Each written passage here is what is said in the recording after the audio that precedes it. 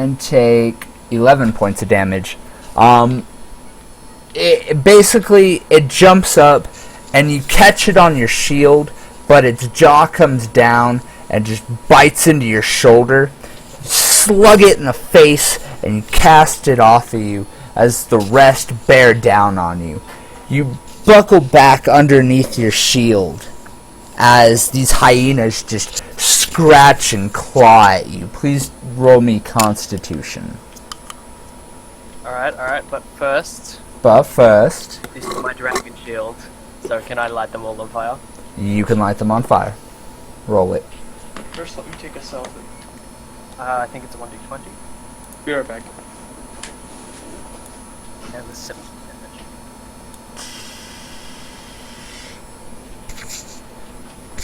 You let loose the power of your dragon shield as the flames burst out and consume the gnolls attacking you. You stand up and you kind of like beat on your chest, ignoring the pain completely as the metal shards rip into your flesh. Give me your best taunt. Give me what Robert would say to taunt them. Alright. Is that the best you've got? Come, let me send you back to your filthy, stinking lord. As you raise your weapon and you go to charge at them, the remaining dozen or so gnolls suddenly all one at a time just sink, and they all get hit by something and then just fall over dead.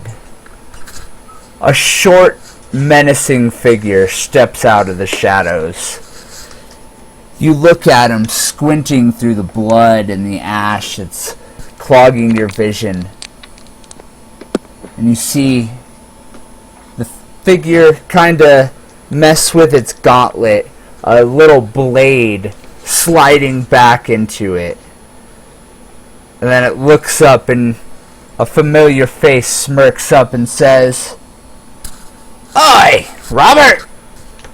Did you miss old Jim Jar?"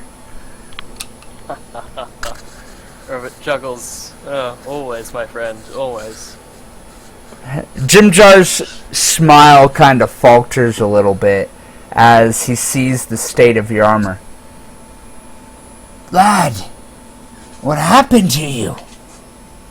A tussle with death. Nothing important. I'll tell you about it later. "Right, we should get out of here. Some shit's going down and you don't want to be inside for this." I imagine I don't. Lead the way. As you guys jog out of the keep, you rejoin Thok and Maxwell as they stand watching Leona and the Archmagi all standing around performing a ritual. Suddenly, before your very eyes, the keep itself seems to fold in on itself and then just vanish, leaving a large gaping hole where it once was. The Magi, one by one, collapse. Each one, an apprentice or someone close to them, sprints forward and helps them back to their feet. You guys look over.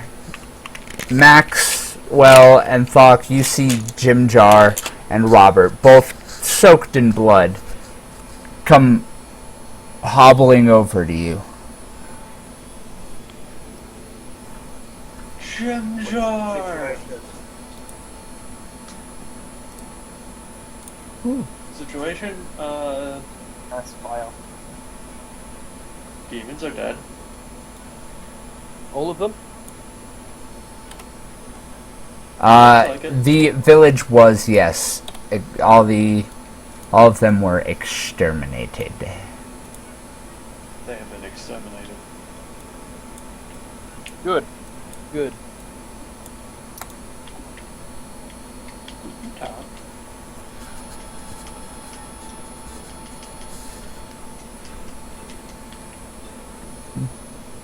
Alright. As everything kind of seems to settle down, Lord Illyri and Leona come hobbling over to you. Leona having to be supported by Lord Illyri. Her veil is missing, torn off in the battle, and it reveals her face once more. Thok, this is the first time you've actually seen this woman's face. She's always struck you as a very prudish and kind of self-serving magi. Oh god, the file. Oh god, the file. Or the trial, whatever. Trial? I don't know. It said something. Trial? Trial, file, one I of the heard two. it. He's gone though. I He's heard gone!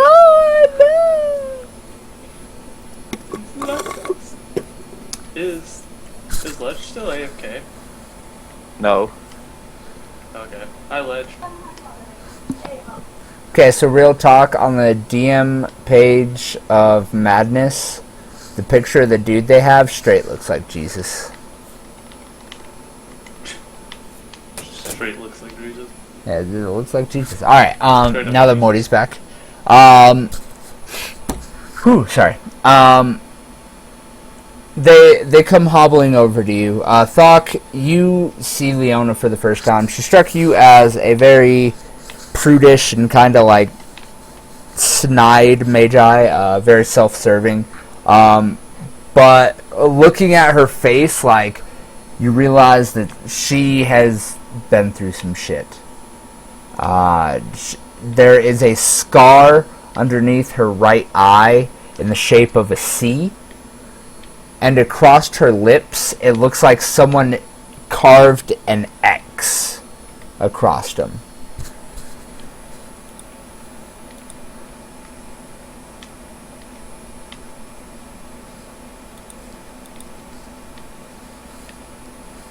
Can I see it working now? Ah, it is working. There we go. Good. My headset just kind of like stopped working for some reason. I had to plug it back in a couple times and then I could. Trial? Nope, nope. There it goes again. Ow. The trial. It's really loud. It's really loud. Trial? Trial. Trial? Get out of here, Morty. You're such a trial.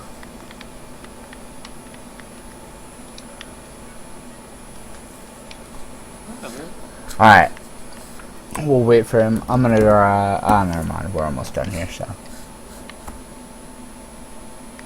I should have been more prepared with my drink. Whatever. Damn, though. That 3 hours went by fast. It's been 3 hours. Mm-hmm. Oh shit. It was good. It was a fun session so far. Nope, still trialing.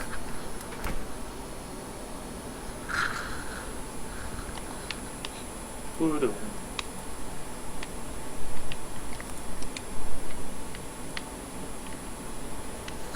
Ah, Sprocketeer, welcome. This is actually a, I mean, it's actually very, very heavily based on the Ring World by Niven. But it's an alternative Ring World, built basically around magic and such. How the Ring World in Niven's books had like a map of Earth and a map of Mars and, you know, all these other planets and whatnot and all these different landscapes. I've heard of it. I haven't done it yet. This is my first campaign I'm actually DMing. Trial? The trial! Morty. Morty, what is up with you? I don't. Is it working? Now it is. I don't know what the fuck that was wrong with that. Anyway, Really loud all of a sudden. Yeah, I don't think I actually have a bot that'll block you. If it does, just shoot I am it the to block. me I'll and kick you. I won't. Don't worry. Anyway, back to where we were. They come over and Leona looks at you. Master, Paladin, Warlock, this city owes you all a great debt. I don't know how we would have survived any of this without you. There's much to do around here still, but we've asked too much of you already. We would like to reward you each. Robert, we had hoped to reward you ourselves, but Master Tobias, Judge of Old Town, wishes to speak to you personally and reward you himself. Very well. But know this, you hold no debt to me. This was my duty. Be that as it may, I am a woman of my duty as well, and I've learned not to shun away a reward when it's offered. Warlock, it is with great hesitation that I do this, and it is with greater hesitation that my lord has allowed me to do this. I'm giving you my research into the Nine Hells. I understand your expertise is with demons, but after what happened to Master Robert, it is best that you educate yourself on devils as well. She pulls out a book with a large magical lock on it. She waves her hand over it, mutters a magical word, and then hands it to you. It is bound to you now. It will open for you. Best of luck, Warlock. As for you, Master, we have a large influx of magi seeking to join, but we will not worry you with such matters. If it pleases, I will retake my position as headmistress and oversee the building of the school. Of course. In reward, though, we have devised a new method of transportation into our pocket plane. She pulls from her pouch a small box, about the size of a Rubik's Cube. She hands it to you. What is this Rubik's Cube you speak of? This is... She holds it out and leans forward and whispers something into your ear. As she leans back, she says that it's the code word and will open a gateway to the pocket plane. She leans in and whispers again. She says, if you speak that word, it will open a portal to the prison in the pocket plane. You can attempt to... what? Sorry? Oh, I was just saying, very good. Oh, okay. She says it will attempt to pull any creature that you choose into it. Any unconscious creature will more easily be transported. I'll get to all the details on that item later. Use Welthok. Robert. Yes. You see standing off to the side Tobias and the tiefling with the scythe, standing looking at you. As you move over to approach them, Tobias slowly shrugs his shoulder weakly and moves forward. Robert, we serve two very different gods, but we serve order. And we both serve justice. The old man clears his throat again. Ugh.